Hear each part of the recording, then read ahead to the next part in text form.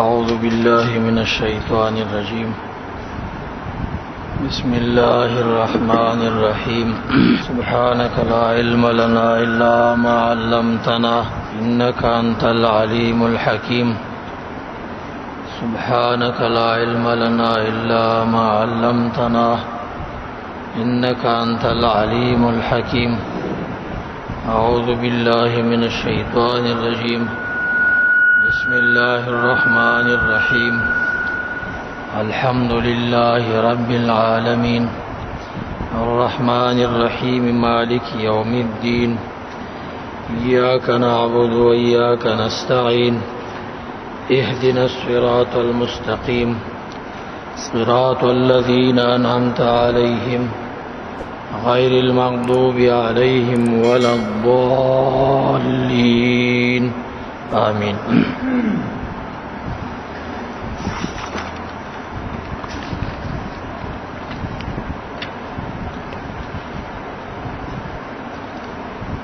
نننه درس زمنگا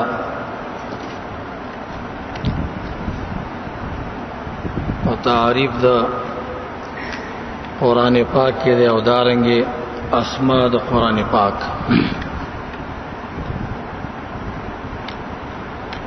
یو خبره موږ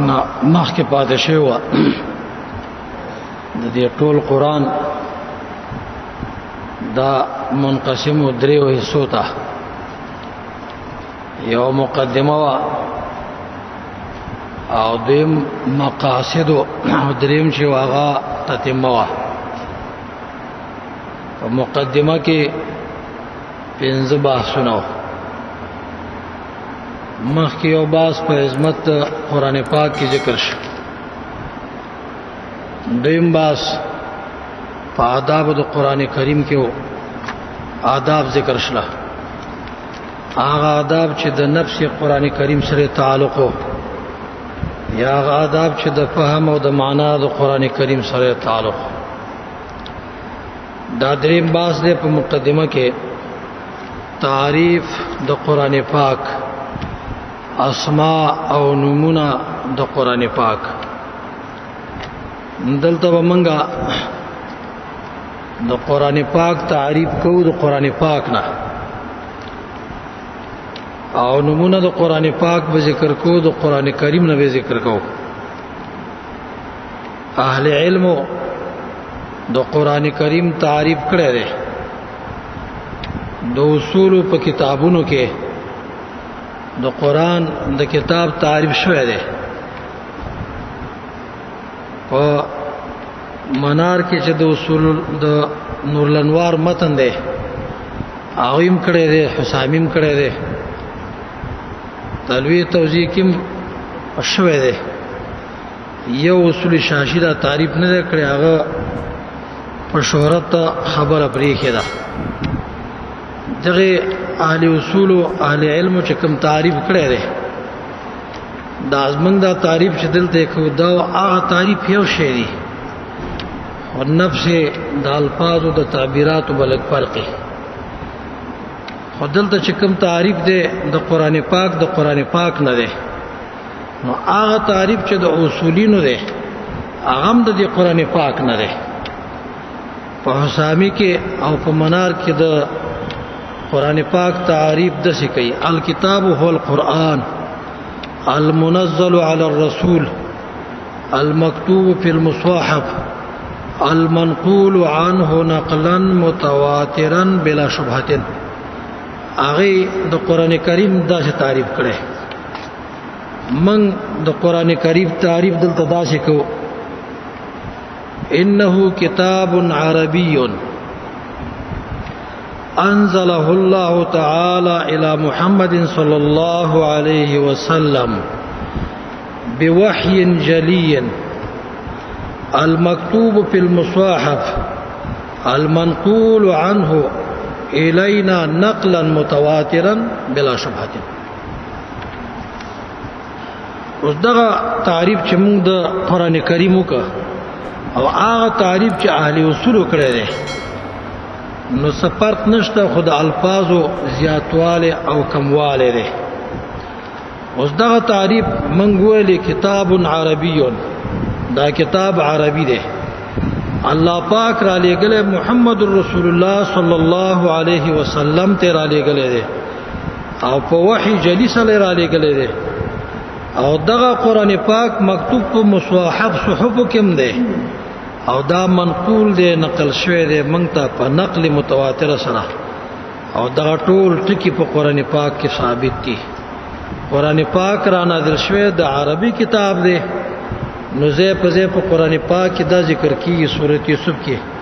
ان انزلناه قرانا عربيا انا جعلناه قرانا عربيا په سورۃ زخرف کې وایي قرآن د عربی ژبې کتاب دی په عربی ژبه کې الله پاک را لېږلی دی عربي یو خو لسان عربي اصطلاحي معنا د عربي څه لسان عربي خو د عربي خپل معنا یعنی واضح او فصیح ژبه قرآن پاک الله پاک په یو واضح او فصیح ژبه کې را لېږلی دی دا داسې ژبه ده چې عرب خو پوهېږي په باندې د هغې خپله ژبه ده لیکن عجم هغې هم په دغې عربي باندې پوهېږي او ډېر په اسانه باندې عربي زده کېږي او ډېر عجم چې وګوري هغې د عربو نه په عربي کې تکړه هم وي نو په عربي ژبه کې الله پاک را لېږلی په سورۃ یوسف کې الله پاک د دې تذکره کړې چې قرآن په عربي ژبه باندې په سورۃ زخرف کې کړې ده دا چې قرآن پاک را لېږلی شوی دی د الله پاک د طرف نه نو د سورۃ اعراف په 2 آیات کې وایي الف لام میم صاد کتاب انزل الیک کتاب انزل الیک هذا کتاب انزل الیک دا کتاب دی اے محمد صلی الله علیه وسلم چې د الله پاک د طرف نه تا ته را لېږلی شوی دی نو یو خو تعین د مرسل چې را لېږلی چا دی او مرسل الیه چې چا ته را لېږلی شوی دی نو په سورۃ طه کې چې وګورئ 4 آیات د سورۃ طه نو پای کې به تعریف د تعین د مرسل کړی چې چا را لېږلی دی سورۃ طه 4 آیات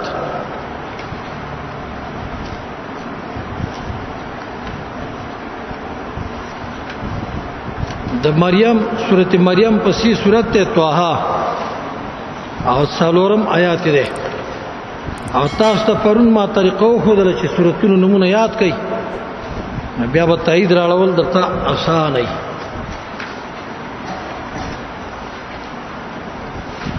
تنزیلا ممن خلق الارض والسماوات العلى تنزیلا نزل تنزیلا وهي تنزیلا مفعول مطلق ده نزل تنزیلا را لېږلی شوی دی قرآن پاک پر را لېږلو د چا د طرف نه ممن د هغه ذات د طرف نه خلق الارض چې پیدا کړې د ځمکه والسماوات العلا او اسمانونه اوچته نو ګوره تعین د مرسل وکړه تنزیلا دا قرآن را لېږلی شوی د چا د طرف نه د هغه ذات د طرف نه را لېږلی شوی دی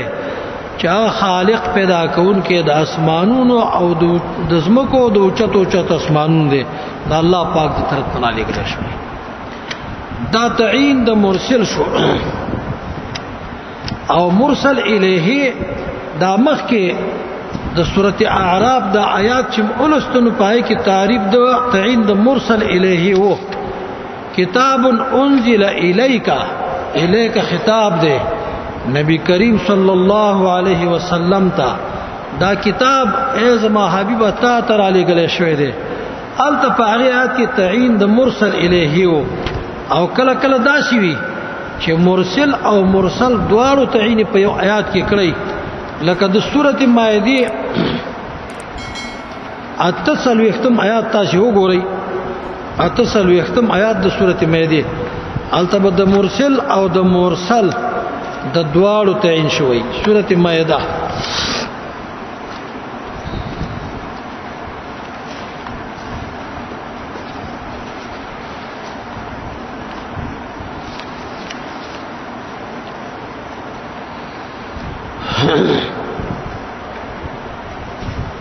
وانزلنا الیک الکتاب بالحق مصدقا لما بین یدیه من الکتاب وانزلنا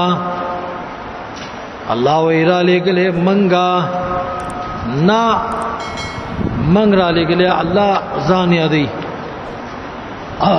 دا بیا په خپل ذکر شي چې الله پاک ځان ته ضمیر د جمع راځي کوي چې دا د متشابهات نه دی او څنګه وانزلنا الیک الکتاب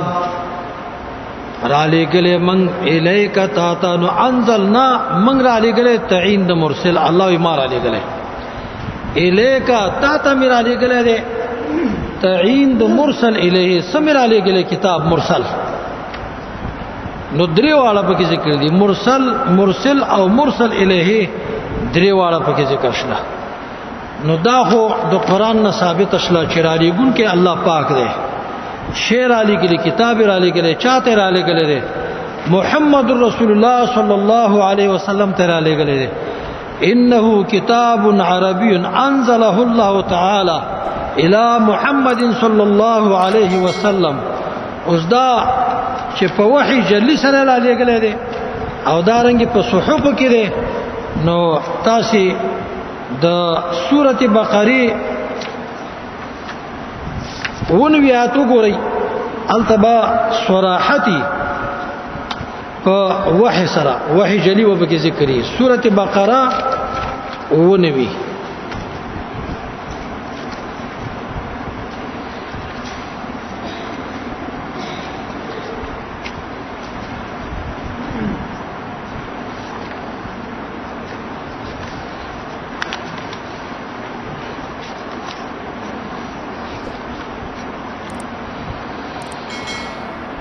قل من كان عدوا لجبريل ويا اي حبيب زما من كان عدوا لجبريل سوک چې دشمن وي د جبرائیل علیہ السلام دا کافر دی ولی فإنه نزله على قلبك دی الله پاک را لګلې قران پاک سره علا قلبک استا پزړ باندې مصدقاً چې باذن الله د الله په اذن یا جبرئیل علیہ السلام دا قران راوړې تا تستا پزړ یعنی تی پاغي باندې پویا کړي نزله علی قلبک دغه شانتا آیاتونه او سورته شعراء کې ذکر دي د سورته شعراء آیات یوصل او سلور نوي شعراء یو سلسلور نوی التم دغه وحی جلی ذکر ده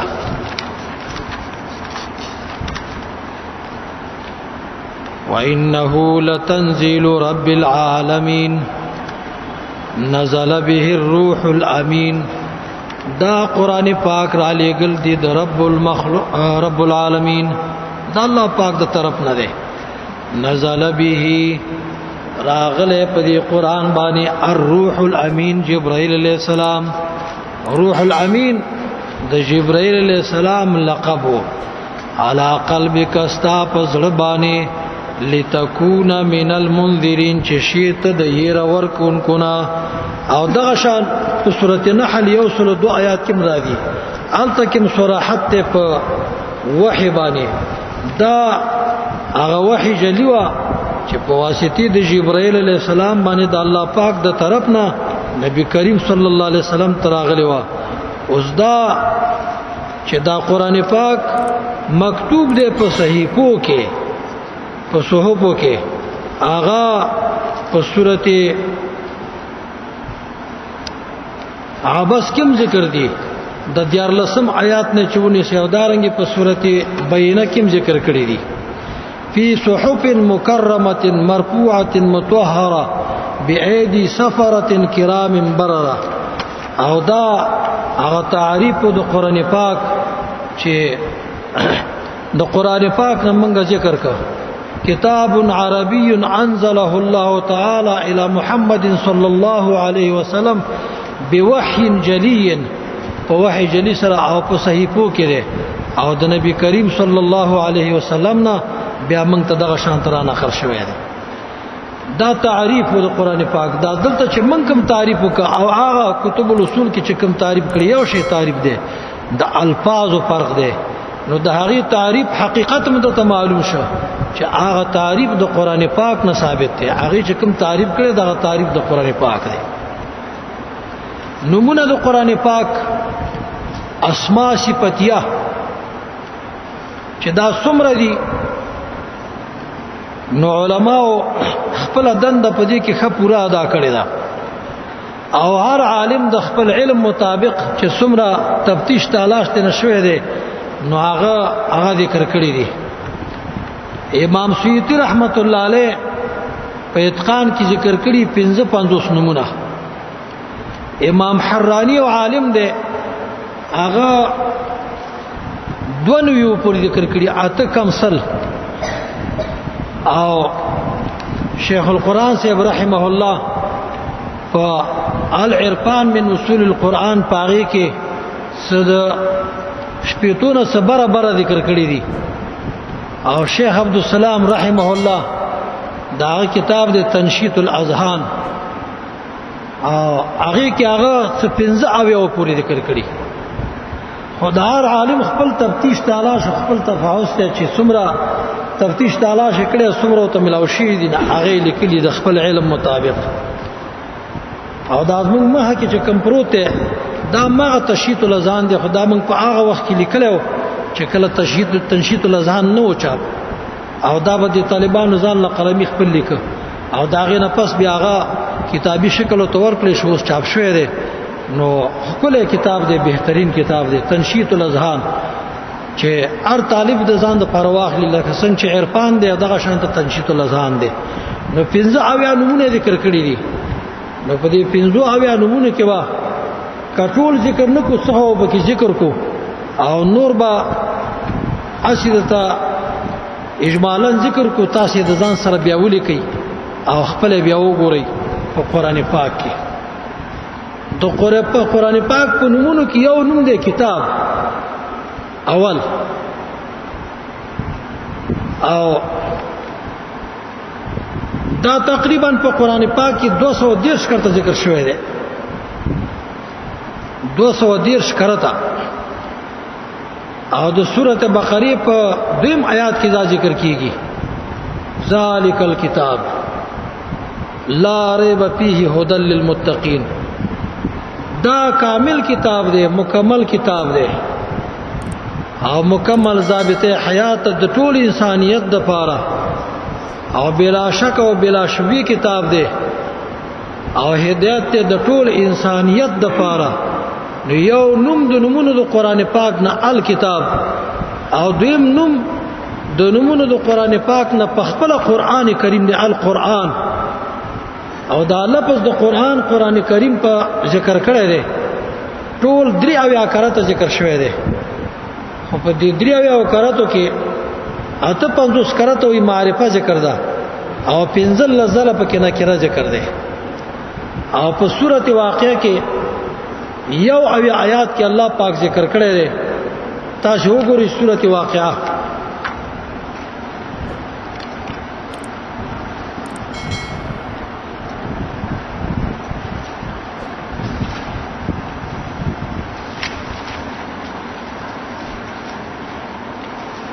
وہ اوی آیات ہے